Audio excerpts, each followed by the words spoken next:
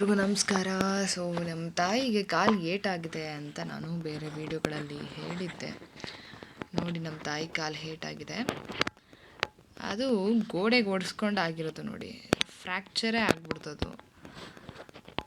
ಒಂದು ಸರಿ ಗೋಡೆಗೆ ಓಡಿಸ್ಕೊಂಡ್ರು, ನೀಲ್ಗಟ್ಟಂಗೆ ಆಗಿತ್ತು, ಊದ್ಕೊಂಬಿಡ್ತು. ಆಮೇಲೆ ಅದೇ ಬೆರಳಿಗೆ ಒಂದು 7-8 ಸರಿ ಏಟು ಬೀಳ್ತು.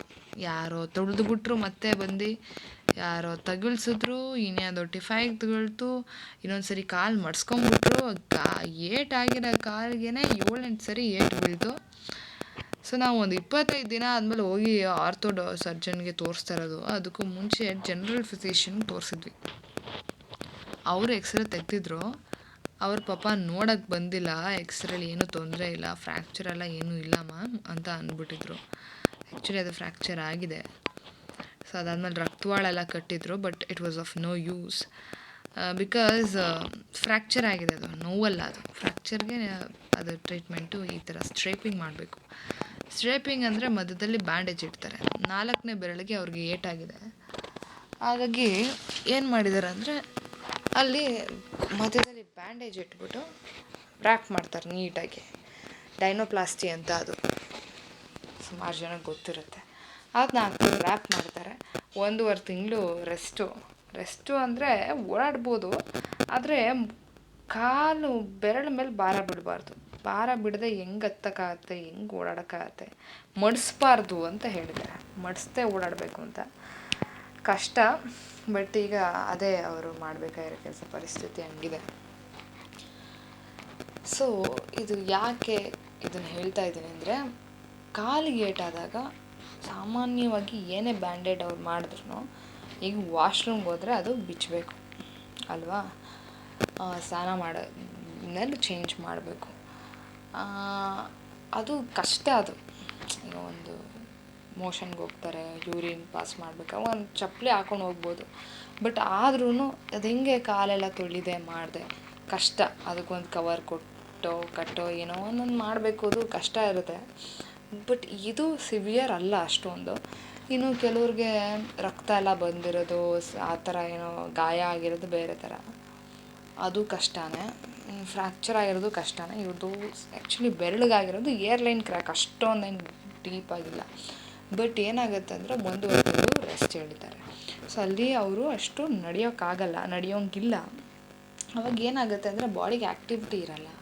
ಆ್ಯಕ್ಚುಯಲ್ ಆಗಿ ಮೇಯ್ನು ಏನು ಎಕ್ಸಸೈಸ್ ಮಾಡಿದ್ರು ಬಾಡಿ ಮೂವ್ ಮಾಡೋದು ನಡೆದಾಗ ನಿಮಗೆ ಕಾಲಿಗೆ ಎಕ್ಸಸೈಸ್ ಆದ್ರೇ ತಾನೇ ಇಂಪಾರ್ಟೆಂಟಾಗಿ. ಸೊ ಆ್ಯಕ್ಟಿವಿಟಿನೇ ಸರಿಯಾಗಿರಲ್ಲ. ಏನಿದ್ರು ಕೂತ್ಕೊಂಡು ಅಡುಗೆ ಮಾಡ್ಬೋದು, ಕೂತ್ಕೊಂಡೆಲ್ಲ ಮಾಡಿ ಅಡುಗೆ ಮಾಡ್ತಾರೆ. ಅದು ನಿಜ, ಒಂದಷ್ಟು ಫ್ಯಾಟ್ ಬರ್ನ್ ಆಗುತ್ತೆ. ಬಟ್ ಆದ್ರೂ ಶುಗರೆಲ್ಲ ಇದ್ಬಿಟ್ರಂತೂ ಇನ್ನೂ ಕಷ್ಟ. ಸೊ ಆದಷ್ಟು ಇದು ಕಾಲಿಗೆ ಏಟು ಮಾಡ್ಕೊಳ್ಳೋದು ಕಷ್ಟನೇ, ಮಾಡ್ಕೊಳ್ಳದೇ ಇದ್ರೆ ಒಳ್ಳೆಯದು. ಆಮೇಲೆ ಯಾವುದೇ ಒಂದು ಆರ್ಗನ್ ಆಗಲಿ, ನ್ಯಾಚುರಲ್ ಈಸ್ ನ್ಯಾಚುರಲ್. ನಾವು ಏನೇ ನ್ಯಾಚುರಲ್ ಅಂತ ಹೇಳ್ಬೋದು. ಸಮ್ಟೈಮ್ಸ್ ನಮಗೇನಾಗಬೇಕು ಅದಾಗುತ್ತೆ, ಆದರೂ ಎಚ್ಚರಿಕೆಯಿಂದ ಇರೋದು ಒಳ್ಳೆಯದು. ಆಮೇಲೆ ಈ ಥರ ತಂದೆ ತಾಯಿನಾರು ಆದಾಗ ಸ್ವಲ್ಪ ಮಕ್ಳುಗಳು ಕೇರ್ ಮಾಡಬೇಕು, ಆಯಿತಾ. ನಮ್ಮನ್ನ ಅವರು ನೋಡ್ಕೊಂಡಿರ್ತಾರೆ, ನಾವು ಏನೂ ಮಾಡದೆ ನಾವು ಮಾಡೋಕ್ಕೆ ಸೋಂಬೇರಿತನ ಮಾಡಿದ್ರೆ ಅದು ಒಳ್ಳೇದಲ್ಲ. ತಂದೆ ತಾಯಿ ಮಾಡಿಕೊಟ್ಟಿರೋದಕ್ಕೆ ನಾವು ಅಟ್ಲೀಸ್ಟ್ ಅಷ್ಟೊಂದು ಮಾಡಿದಾಗ ನಾವು ಸ್ವಲ್ಪನಾದ್ರು ಮಾಡಬೇಕು. ನಮ್ಮ ಋಣನ ಸ್ವಲ್ಪನಾದ್ರು ಕಡಿಮೆ ಮಾಡ್ಕೋಬೇಕು. ಅವ್ರು ತೀರ್ಸೋಕ್ಕಾಗಲ್ಲ. ಸರಿ, ನಾನು ಒಂದು ಕಥೆ ಹೇಳೋಣ ಅಂತ ಇದ್ದೀನಿ. ಕತೆ ಬಂದುಬಿಟ್ಟು ಬೋಧಿ ಧರ್ಮ ಅವ್ರದ್ದು. ಬುದ್ಧನ ಹತ್ರ ಅವರು ಗುರುಗಳಾಗಿರ್ತಾರೆ. ಸಾಕಷ್ಟು ಜನ ಅನುಯಾಯಿಗಳು ಅಥವಾ ಶಿಷ್ಯಂದಿರು ಬರ್ತಾ ಇರ್ತಾರೆ. ಹೀಗೆ ಒಬ್ಬರು ಬರ್ತಾರೆ. ಬಂದು ಅವರು ಹೇಳ್ತಾರೆ, ನಾನು ನಿಮ್ಮ ಹತ್ರ ಸಾಕಷ್ಟು ಪ್ರಶ್ನೆಗಳಿವೆ ನಂದು, ಅದನ್ನು ಕೇಳಬೇಕು ಅಂತ ಇದ್ದೀನಿ, ನಿಮ್ಮಿಂದ ನಾನು ಉತ್ತರಗಳನ್ನ ಪಡಿಬೇಕು ಅಂತ ಇದ್ದೀನಿ ಅಂತ ಹೇಳ್ತಾರೆ. ಆದರೆ ಬುದ್ಧ ಅವರು ಹೇಳ್ತಾರೆ, 1 ವರ್ಷ ನೀವು ಏನೂ ಪ್ರಶ್ನೆ ಕೇಳಬೇಡಿ, ಏನೂ ಮಾತಾಡಬೇಡಿ, ಮೌನವಾಗಿರಬೇಕು. ನನ್ನ ಆಶ್ರಮದಲ್ಲಿ ನೀವು ಮೌನವಾಗಿ ನಿಮ್ಮದೇನಿದೆ ಆ ಕೆಲಸಗಳನ್ನ ಮಾಡ್ಕೊಂಡಿರಿ. 1 ವರ್ಷ ಆದಮೇಲೆ ನಿಮ್ದೇನು ಪ್ರಶ್ನೆ ಇದೆ ಅದಕ್ಕೆ ನಾನು ಉತ್ತರ ಕೊಡ್ತೀನಿ. ಎಲ್ಲ ಪ್ರಶ್ನೆಗಳನ್ನೂ ನಾನು ನಿಮ್ಮ ಅನುಮಾನಗಳನ್ನ ಬಗೆಹರಿಸ್ಕೊಡ್ತೀನಿ ಅಂತ ಹೇಳ್ತಾರೆ. ಸೊ 1 ವರ್ಷ ಆಶ್ರಮದಲ್ಲಿ ಮಾಮೂಲಿ ಅಡುಗೆ, ಊಟ, ತಿಂಡಿ ಇರ್ಬೋದು, ಅಥವಾ ಗೆಣಸುಗಳನ್ನ ಕಿತ್ಕೊಂಬರೋದಿರ್ಬೋದು, ಅಥವಾ ಸುತ್ತಮುತ್ತ ಇರೋ ಗಿಡಗಳು ಇದಕ್ಕೆಲ್ಲ ನೀರು ಹಾಕೋದು, ಏನೇನಿದೆ ಅದು ಕೆಲಸಗಳನ್ನ ಮಾಡ್ಕೊಂಡು ಅಲ್ಲೇ ಇರ್ತಾರೆ. ಅವ್ರನ್ನ ಹಂಗೆ ಎಲ್ಲ ದೂರದಿಂದ ನೋಡ್ಕೊತಾ ಇರ್ತಾರೆ. ಗುರುಗಳು ಅಂತ ಒಂದು ಶ್ರೇಷ್ಠ ಮತ್ತು ಪೂಜ್ಯನೀಯ ಭಾವ. ಈಗಿನ ಕಾಲದಲ್ಲಿ ಟೀಚರ್ಸ್ಗೆ ಅಂತ ಸ್ಟೂಡೆಂಟ್ಸು ಬೆಲೆ ಕೊಡ್ತಾರೆ, ಆ ಥರ ಆವಾಗ ಇರಲಿಲ್ಲ. ತುಂಬ ರೆಸ್ಪೆಕ್ಟ್ ಜಾಸ್ತಿ ಇತ್ತು. ಈಗೆಲ್ಲ ಬರೀ ಅನ್ರೆಸ್ಪೆಕ್ಟು ಜಾಸ್ತಿ. ಸೊ ಹಾಗಾಗಿ ಏನು ಮಾಡ್ತಾರೆ, ಅವರು ಗುರುಗಳು ಹೇಳಿದ ಮೇಲೆ ಅವರು ಅಲ್ಲೇ ಇರ್ತಾರೆ. 1 ವರ್ಷ ಮೌನವಾಗಿರ್ತಾರೆ. 1 ವರ್ಷ ಆದಮೇಲೆ ಬುದ್ಧ ಕೇಳ್ತಾರೆ, ನೋಡು ನಿನಗೇನು ಪ್ರಶ್ನೆ ಇದೆ ಹೇಳು, ನಾನು ಅದನ್ನೆಲ್ಲ ಬಗೆಹರಿಸ್ಕೊಡ್ತೀನಿ, ಪ್ರಶ್ನೆಗಳಿಗೆ ಉತ್ತರ ಕೊಡ್ತೀನಿ ಅಂತ ಹೇಳ್ತಾರೆ.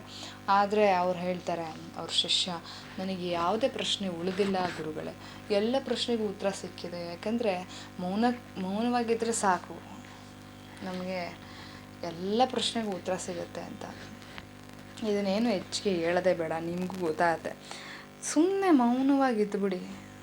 ಯಾಕೆ ಹಿಂಗಾಯಿತು, ಏನು ಹಿಂಗಾಯಿತು, ಅವ್ರು ಯಾಕೆ ನಮ್ಮ ಮೇಲೆ ಕೋಪ ಮಾಡ್ಕೊಂಡಿದ್ದಾರೆ, ಇದು ಯಾಕೆ ಹಿಂಗೆ, ಅದು ಬೇಡ. ಅದಕ್ಕಿಂತ ಮೀರಿದ್ದು ನಿಮಗೆ ಬೇರೆ ಬೇರೆ ಪ್ರಶ್ನೆಗಳಿದ್ದಾವೆ, ಯೂನಿವರ್ಸ್ ಬಗ್ಗೆ, ದೇವ್ರ ಬಗ್ಗೆ, ಅದು ಇದು ಅಂದ್ರೂ ನೀವು ಸುಮ್ಮನೆ ಏನು ನೋಡ್ತೀರಾ ಈ ಪ್ರಪಂಚದಲ್ಲಿ, ಈ ಜೀವನದಲ್ಲಿ, ನಿಮ್ಮ ಜೀವನದಲ್ಲಿ ಏನೇನು ನಡೀತಾ ಇದೆ ಮತ್ತು ಏನನ್ನೆಲ್ಲ ನೀವು ಎಕ್ಸ್ಪೀರಿಯೆನ್ಸ್ ಅನುಭವಿಸ್ತೀರಾ, ಅದನ್ನೆಲ್ಲ ಆತ್ಮಾವಲೋಕನ ಮಾಡ್ಕೊತಾ ಹೋದರೆ, ವಿಶ್ಲೇಷಿಸಿದ್ರೆ ಎಷ್ಟೋ ಪ್ರಶ್ನೆಗಳು ನಿಮ್ಗೆ ಗೊತ್ತಾಗುತ್ತೆ. ಎಷ್ಟೋ ಪ್ರಶ್ನೆಗಳಿಗೆ ಯೂನಿವರ್ಸು, ನೀವು ಯೂನಿವರ್ಸ್ನ ಕೇಳಿದ್ರೆ ನಿಮಗೆ ಪ್ರಶ್ನೆಗೆ ಅದೇ ಉತ್ತರ ಕೊಡುತ್ತೆ.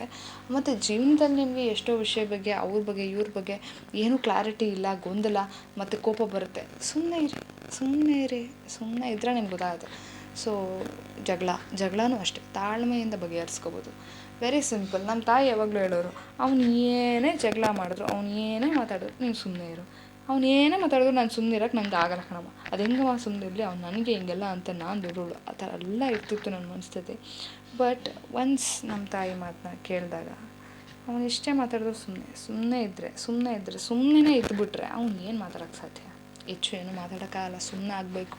ಮತ್ತೆ ವಾಪಸ್ ಏನೂ ಆಗಿಲ್ಲ ಅನ್ನಂಗೆ ಆ ವಿಷಯನ ತಲೆಗೆ ಹಾಕೊಳ್ದೆ ನಾನು ಇದ್ದುಬಿಟ್ರೆ ಅವ್ನು ಇನ್ನೇನು ಮಾತಾಡೋಕ್ಕಾಗತ್ತೆ, ಮುಂದುವರ್ಸೋಕ್ಕೆ ಸಾಧ್ಯನೇ ಇಲ್ಲ. ಹಾಗಾಗಿ ಮೌನಕ್ಕಿಂತ ದೊಡ್ಡ ಗುರುನೇ ಥರ ಮೌನ ಎಷ್ಟೋ ವಿಷಯನ ತಿಳಿಸ್ಕೊಡತ್ತೆ.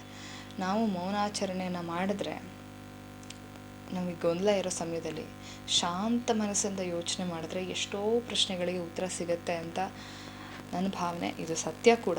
ಅದು ನಿಮಗೂ ಅನುಭವಕ್ಕೆ ಬಂದಿದ್ದರೆ ಖಂಡಿತ ಅದನ್ನು ಪಾಲಿಸೋಣ. ನಾವು ಎಷ್ಟು ಕೋಪ ಬಂದಾಗ ನಾವು ತಾಳ್ಮೆಯಿಂದ ಇರೋಣ, ಎಲ್ಲ ಸರಿ ಹೋಗುತ್ತೆ ಅಂತ.